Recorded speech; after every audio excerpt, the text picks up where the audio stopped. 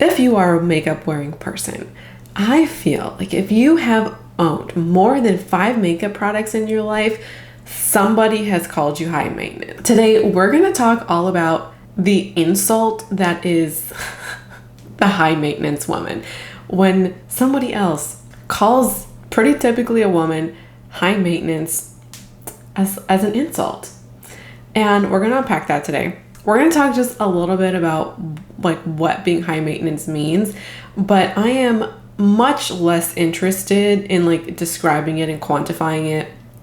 And I am way more interested in the actual insult itself, why the overall attitude about being high maintenance and the fact that it's something that is insulting or should be insulting. We're going to talk all about how that's problematically gendered and heteronormative.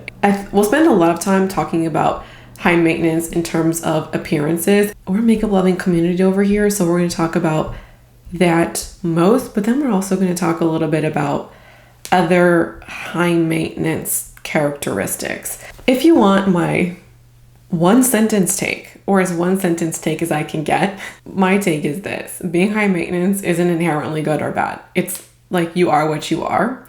And I think ultimately it's another way for society to control women and establish another way that women should cater to men, and also men expect that as the norm. This video was inspired by 2 things. One, a comment that Lara made in a video where she talked about how like her skincare routine isn't high maintenance, but her makeup routine is. And then the YouTube algorithm recommended a video by Whitney Hendricks to me, which I do like aspects of that video. And the first part of her video talks more about the implications of a high maintenance woman. We're just going to take it and run with it. And both those videos are going to be linked in the description. I think this also applies to my own authenticity kind of year or authenticity project, contentment project, where honestly, if you're high maintenance, it is what it is. Kind of to me, like you like coffee. I don't know, should you change that? Probably not. Like there's nothing really wrong with it.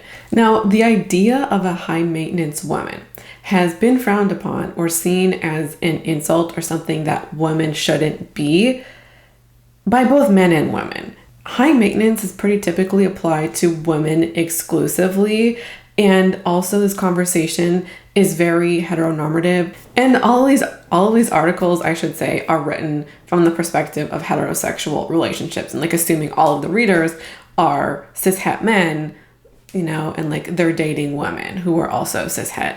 And there are so many articles out there specifically written for men by men about how a high maintenance woman is a red flag in a relationship. And apparently you're not supposed to date a high maintenance woman. This is like a universally accepted truth. What is most associated with high maintenance? And we're not going to get like super deep in the definition because as I was saying, I'm not super concerned with the definition, more so the attitude, because even if you and I have different degrees or ideas of what qualifies as a high maintenance woman, that's not going to stop somebody from calling you that, even if we don't agree on it. Most associated with high maintenance, I think, is appearance, and appearance tends to be associated with a high maintenance person in general. Like if you dress or adorn yourself in this way, you are automatically high maintenance in other areas. It's like the symbol. And so appearance, you know, pretty typically would apply to fashion, grooming, like including hair, body, and on your head and on your face, as well as makeup. I think we would really associate high maintenance women with like the fake lashes, the extensions, the people who take like 3 hours to do a makeup routine and a hair routine almost no matter where they're going. There's this Hackspirit article that I'm going to be talking about throughout, and they describe it as a red flag if she doesn't want to do certain activities like going swimming because her hair can't get wet. And I think with this, the high maintenance is associated most with the grooming kinds of activities because, one, you're taking up too much time and attention and interest in things that are frivolous and things that are unimportant. And also there's this implication of shallowness. You like makeup, you care about your appearance, therefore you're shallow and or potentially narcissistic. This is why I'm like, we're going to talk about the gendered implication of this term. And yes, it's a double standard and we're going to talk about it. And one of the ways that it is when I was just looking up high maintenance in general, like doing the broadest Google search, it was only like the first 10 articles were all about women when I didn't even Google about high maintenance women. So we're already at a double standard before we're even looking for one. Hack Spirit also counts moodiness as high maintenance. And that particular article seems to take the opinion of high maintenance women as women who have behaviors that take a lot of time or energy to deal with. Basically anything that's other than easygoing, docile. It's a red flag if she's a drama queen, moody, or needy. Needy is another term that is frequently weaponized against women. Honestly, maybe you're just a shitty partner who gives your partner the bare minimum of attention. So you think anything other than that is needy. It could not be, but apparently men are never needy. It's always women who are needy. And also needing a partner is a bad thing as well. There's also this Forbes article that describes high maintenance people. One of the first and only ones not to have an article explicitly about women, but also this is one of the few, if not the only article that was written by a woman. They describe high maintenance people as materialistic, interested in drama, high strung, obsessed with details, and hard to satisfy. This idea of materialism and drama are things that come up again and again, and also things that are used to attack women, specifically materialistic. And if we're going to have a problem with materialism, it's not the individual. I would rather have a conversation about capitalism, and I'm not here to come for anybody who values materialism. I think that there's things like materialism and selfishness that are universally almost seen as a bad thing, and people just try not to be those things out of fear. Like, you're a bad person if you like material items because it's a symbol of shallowness, and perhaps you have shallow interests as well, and you're not a good person if you are materialistic. I mean, part of the reason why I'm not totally going into this breakdown of like materialism and neediness and drama is because talking about high maintenance is already like a task in itself. Maybe we can do other videos about when we call women drama queens. The point of bringing this up is that a lot of these articles do differentiate between a high maintenance appearance and a high maintenance attitude.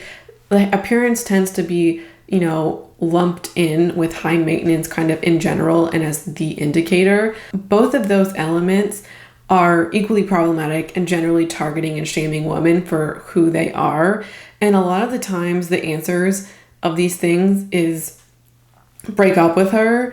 If I care about somebody, like if I'm dating a woman and I care about her and she is going through a tough time, the answer for me isn't going to be to break up with her. It's going to maybe suggest that she gets help. But also at the same time, a lot of these things, like women don't actually need help. Like they don't need to be fixed. I think your standards and your views on women are maybe a little bit whack, and maybe we need to let you go. And a lot of these things, materialism in particular, as well as a high maintenance aesthetic or appearance, feels like if you are that way, then there is, first of all, you should be shamed. Second, there's something wrong with you, and that makes you unlovable, that like you aren't for anybody. Sometimes there's activities or things that go on in relationships that aren't for me, but that does not mean that you aren't for somebody, or that you shouldn't be for somebody, or that there isn't somebody for you, or that you're unlovable. That's what these articles tend to do, is teach men and maybe confirm beliefs that this is not a person that anybody should date. So let's talk about the shitty AF gendering of a high maintenance woman. So let's just start with booty. Let's just start there. Women are almost the universal targets of this. And when it comes to external appearances, very rarely are men ever called high maintenance. And if they are, it's used to feminize them and therefore shame them. Because, it's not okay for women to be high maintenance, but it's doubly not okay for a man to be high maintenance because it's problematic, because it's feminine. Even so, if women and men have similar grooming situations, a man will almost never be high maintenance. A man is rarely considered high maintenance. And I think to the point when it comes to men, there's toxic masculinity involved there, where men would literally have their skin peeling and falling off their faces and put a moisturizer on because it's feminine, because it's high maintenance. I find the use of this term directed at women for appearances is so frustrating because society expects women to wear makeup, but there's this management of how much makeup and what's an acceptable level of makeup, or interest in makeup as well. So there's an expectation that you wear it, but then your interest in it is frivolous and dumb and a waste of your time. So you want me to wear it, which requires skill to put it on, which requires a modicum of interest in order to figure out what to wear and how to do it. But my interest in it symbols frivolousness and also a waste of time. It paints women's interests and social standards that women are required, and I put that in air quotes, to adhere to, as frivolous and a waste of time as well. Feminine interests are not a waste of time. Regardless of what they are, they're not a waste of time. Women are called high maintenance for wearing makeup almost generally. If you own more than 5 makeup products, you've probably been called high maintenance once in your life, if not more. And it's so irksome that if you care about your appearance at all, you're high maintenance. But when we're just talking about the interplay of dating or men and women, men expect women to wear makeup. Not that we have to cater to that or that we should. We will talk about that next. It's such a double standard that is absolutely infuriating to me. And this is also another aspect of policing women's bodies and interests and personalities, quite frankly. There is very little policing of masculine interests, or basically there is nothing that is masculine that's called frivolous. Men can collect watches and sneakers. That's cool. That's okay. But a woman can't collect a handbag because that's frivolous. And this term is also used from women against women and a way for women to pit women against each other. It's really a bit of internalized misogyny for me. I think that we dislike these kinds of women, the high maintenance women, because she has not conformed herself to the male gaze. And she behaves in ways that are outside of that. I promise you we'll talk about the male gaze, and I'll explain it in just a second. She takes up too much time and space. She is too demanding, I think, is part of the problem as well. She quite literally will not shrink herself or her desires to satisfy other people. And a chief complaint among men in these articles is this frustration for having to wait for women, or the assumption that a high maintenance woman will make you wait for her. God forbid men wait for anything. Just take that in for a second. You don't like a high maintenance woman because you have to wait for her. She's taking up and claiming too much time and space for you. What I think also comes down to it is that the association of a high maintenance woman has some tendencies or traits that might be associated with alpha males, and having those traits appear in women is very disconcerting to men, and they don't like it. And women who take up time and space unapologetically make men uncomfortable. It's a power move. All of these things mean that this kind of woman has a lot of power and control that makes men uncomfortable. And we're going to talk about that in just a second.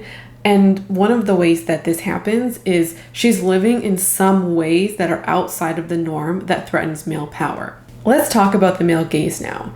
And this term was coined by Laura Mulvey in the mid-70s. And this concept came out of film theory. And so we can apply it offline to our lives, but I'm going to talk about its application in film so we can, kind of get the context. And the initial application was looking at depictions of women on or in television and film, including ads.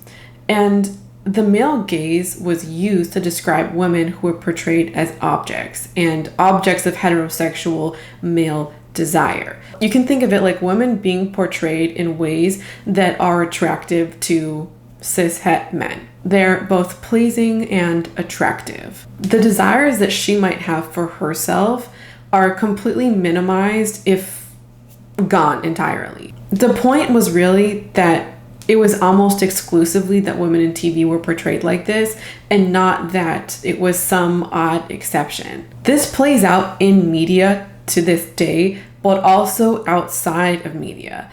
And it happens when women put the desires for themselves as second to the desires of men and behave and appear in ways that are attractive to men. And some of this, I think, is internalized, where some of the ways that women feel the prettiest are also the ways in which are the most pleasing to the male gaze. Now, I'm not saying that you inherently dress this way or like you're a dupe of the system if you find yourself appealing in this way or you want male attention.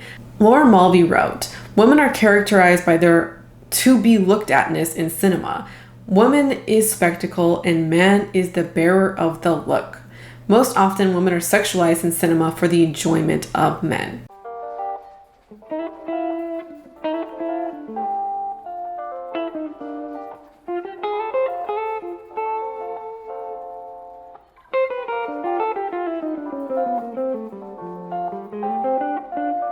There's a lot more we could break down. I think what's important for this conversation was the crux of this idea is what I just talked about. And when we look at cinema, both men and women are portrayed for the male viewer. Are women like somehow not in the audience? But the gaze is also explicitly heterosexual as well. In the 70s, Mulvey didn't talk about race in her theory.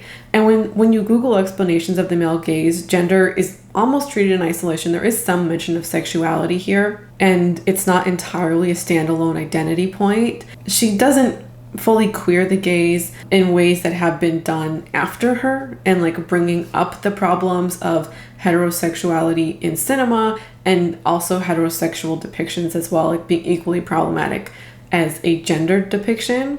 But what I do want to point out now is that her critique is also raced, even if she failed to do so herself in her original work. For non-white women in North America, the male gaze also includes depictions of women of color in ways that are attractive to white hetero men, pretty typically, or even if we say hetero men. So this may include things like depicting Black women with straight instead of natural protective hairstyles, or the portrayal of Black women as light-skinned. Ideals of beauty, including body shape, skin color, and facial features, are also part of the male gaze that may be part of the way women, particularly women of color, internalize the male gaze. Now, in application to our conversation today, a reflection of the male gaze is present because high maintenance women are shamed for not conforming to it, to men's expectations of a desirable woman, both in looks as well as hobbies or other outlets. And the shaming or dislike comes from women too, because some women get some of their self-esteem from comparison with high or higher maintenance women. I am superior to you because I am not high maintenance. Therefore, I require less time and attention. Now, in reality, I don't really care if you're high maintenance or low maintenance. I just like whatever you like, you do you, okay? In my opinion, if you feel superior to other women because you're low maintenance, that doesn't feel like you're being yourself to be yourself. Something that drives you and makes you feel like you're better than other women is that you give yourself less attention and less time. It's bad to be of more attention or time to yourself. And there's this, I think, sometimes like a martyr complex. The less time I spend on myself, the better, because that indicates I'm here for everybody else. When we spend so little attention on ourselves and allow our lives to be dictated by other people, particularly men, I personally feel like it's feeding the patriarchy. Like, I'm allowed to have my own thoughts, desires, and ideas, and when I live my life for myself, I feel like that like is a kick to the patriarchy, you know? Also, why are we letting ourselves feel good or better about ourselves? Because we think we're better than other women. Women are not our competition. And it's also, I think, in part, I feel better about myself because I conform myself more to the male gaze. Now, one example I have for me personally that's not specifically about beauty, although I have plenty. Women in my family have told me on multiple occasions when I was younger and I was expressing that I wanted to do a PhD. They told me that if I went into higher education, I wouldn't be able to get a man and men would find me intimidating. And it was a warning from them, right? That, Shauna, if you do this, like, men won't find you attractive. You're going to be too much for a lot of men. And this idea of too much, I think, kind of goes along with high maintenance in a lot of ways as well. And so my family was implying that I shouldn't actually go into higher education. They tried to talk me out of it in some kind of way. Like, be prepared to either not be a man, to not meet a man, or be single for a long period of time if I went into higher education.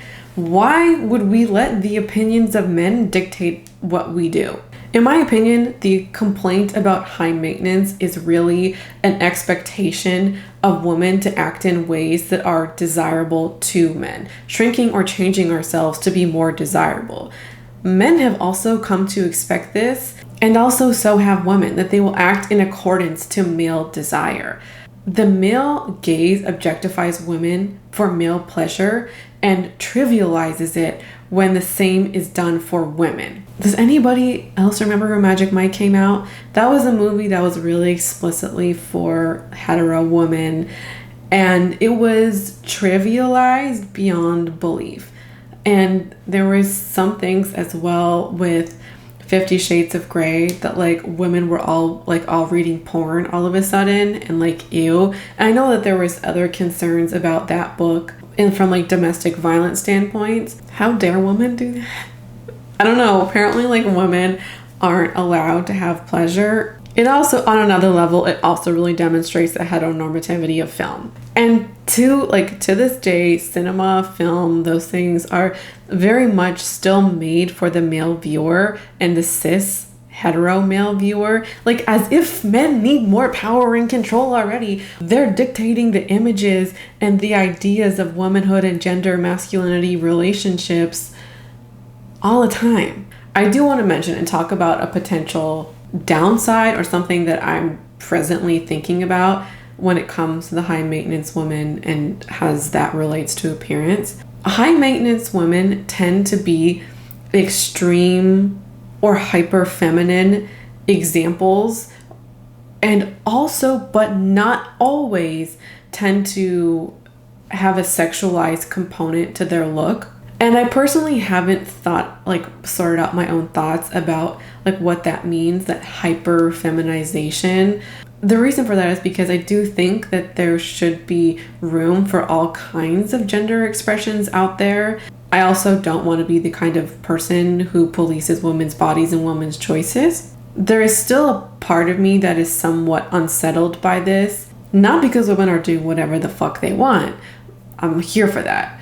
But it's because the extreme gender portrayals, like the extreme or hyper feminization, really reinforces the gender binary and can in some ways enforce the biological rootedness of gender. That might not entirely be true because actually, hold on, I'm working through this in real time.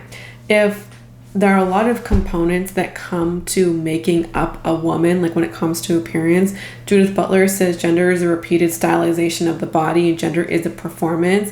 And I don't think that there's anything that signals that more than people who are hyper performing their gender. Like, I'm literally, in order to be seen as womanly, I'm putting on hair extensions, fake nails, fake eyelashes, doing a lot of makeup and, dressing in certain ways. That, I think, in some ways counters the biological rootedness of gender. Moving on. I now want to talk about the non-appearance, high maintenance kind of characteristics. One of the things that came across a lot in these articles for men was that men disliked high maintenance women because they were demanding in some kind of way. Time, effort, money. And therefore, these kinds of women aren't worth your time. Now, this Hack Spirit article writes, being truly high maintenance is more about having unfair expectations, which makes you more challenging to deal with in the relationship. There are some people out there who seem overly demanding. High maintenance girlfriends expect the relationship to focus almost exclusively on their wants, needs, and desires. Meanwhile, what you want, need, or desire seems to take a back seat. This kind of one-sided relationship can quickly become a burden and a drain. I think this really sums up a lot of the social or societal moods or attitudes about high maintenance women. This article is somewhat vague because they're talking about this one-sided focus almost exclusively on their wants, needs, and desires. I read this as a woman who puts herself first. This article is also not saying that like she doesn't give their partner time or attention. It's literally wants, needs, and desires. Wants, needs, and desires are inherently a personal thing. Like they are individual. And yes, you can have desires with that person, but desires and needs and wants tend to be personal about you. And it sounds like these bros are getting mad that there are women out there who put herself first. And I think a lot of men find it uncomfortable when women aren't these self-sacrificing martyrs, always putting herself second and allowing the men in her life to come first. Now, I'm not a mom or a parent, and one of the things, so I just want to give that caveat first. One of the things I've seen a lot when it comes to discussions about like motherhood and fatherhood is that women tend to be this self-sacrificing person who puts everybody's needs above their own, and that is like a really common trope in motherhood. And often like you're not a good enough mother unless you're doing that. That is almost non-existent in fatherhood. I know like we applaud the absolute bare minimum of men when it comes to their children. And while you might not do that individually, I feel like that's still where society is overall. And also the problem here is that this type of woman is challenging to deal with.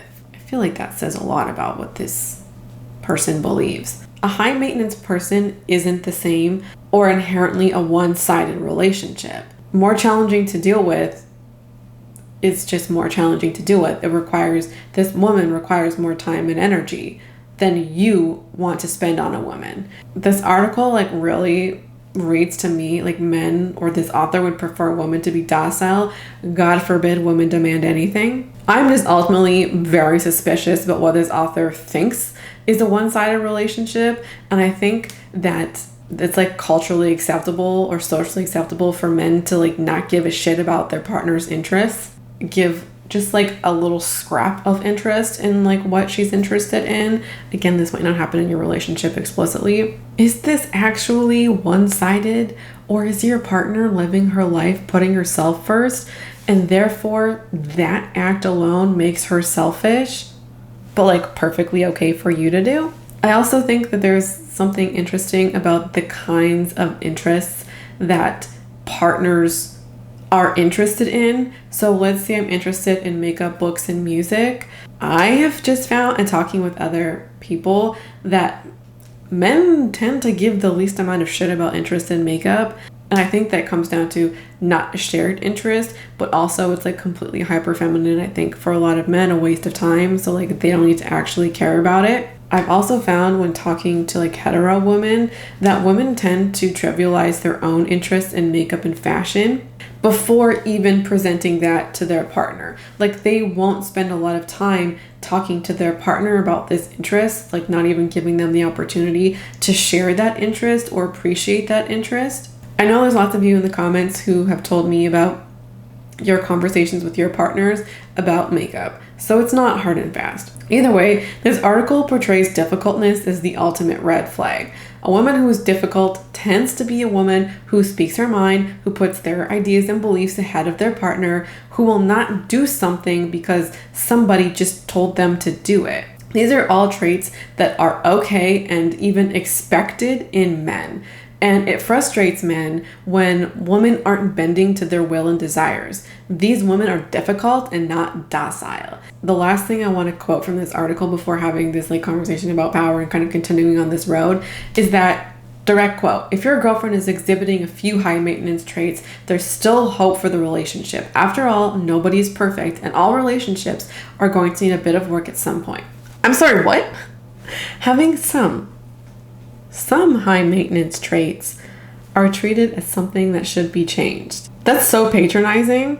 This article is just a classic double standard that men are allowed to be demanding and assertive, but women aren't. And they aren't because demanding and assertiveness in women are acting in ways that are deemed as powerful behavior. And this behavior threatens male power and also the behavior that is used to acquire, yield, and maintain it.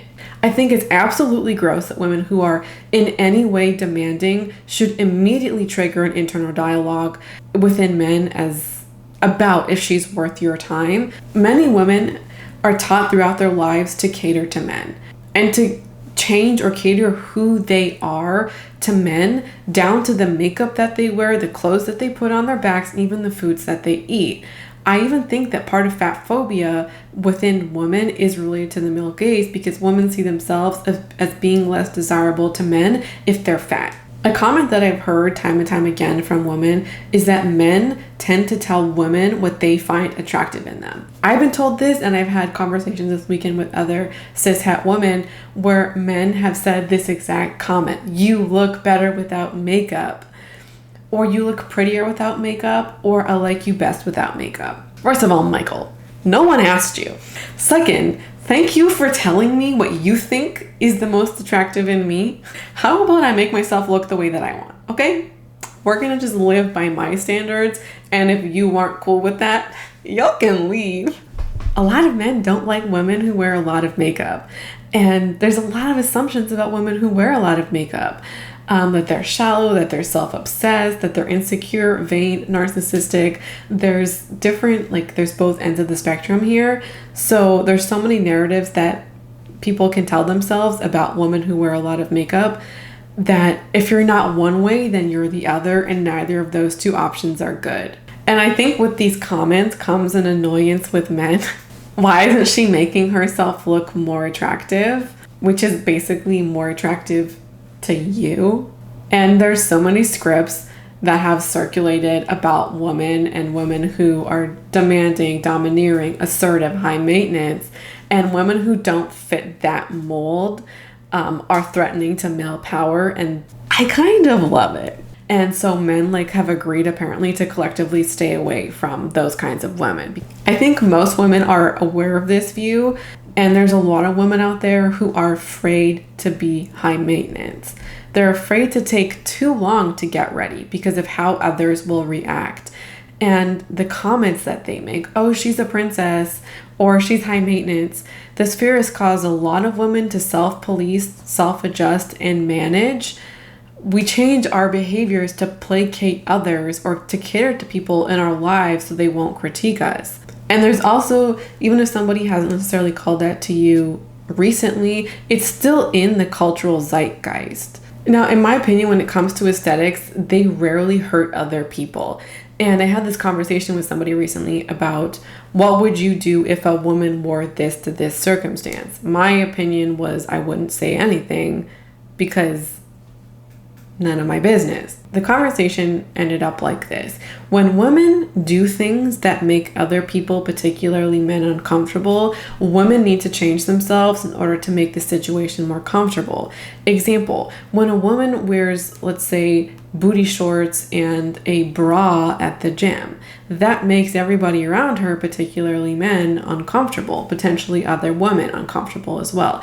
So this person needs to change their their outfit, their behavior in order to make everybody around them comfortable. Maybe this is just me, but it's not my responsibility to manage your comfortability. It's your responsibility to manage your comfortability. I guess short of somebody being naked, I pretty typically find it not okay for me to ever tell a woman that like she's not dressed appropriately. First of all, it's usually dressed at women. Men can rarely do things that aren't dressed appropriately. Even if a man like takes off his shirt somewhere that he shouldn't, I feel like it's not gonna garner the same reaction as a woman who's dressed inappropriately. And there's way more ways that women's bodies are managed and appropriateness is managed. And so my take is that comments about women's aesthetics, their wardrobe, their beauty, their body or facial hair,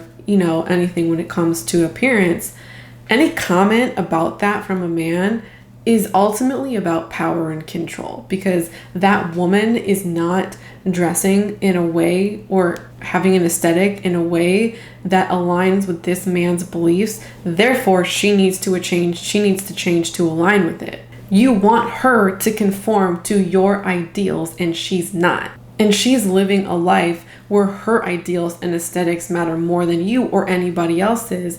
Men live by that day in and day out, but expect women to change when they're much less comfortable. And so while this has been a more overt discussion about power, privilege, male gaze, desire, things like that, there is an expectation of identity management that women go through day in and day out. And what that looks like certainly depends on age and race and sexuality and ability.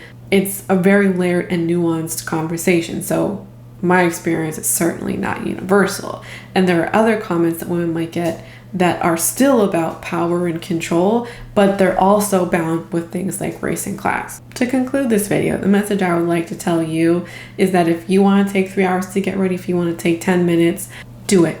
Do not give society, the male gaze, or the men in your life the power over you to adjust your behavior to or for them. Do the things that make you happy and make you feel the most you. And if anything I said in that little description does not apply to you, or you don't feel like that's okay for you, do it. Do you. What I want for you is for you to be the most you that you can be. That's it. That is today's video. I'm very curious to hear your thoughts in the comments. I would love to hear anything and everything you have to say about this topic. Thank you for watching, and I hope to see you again around here soon.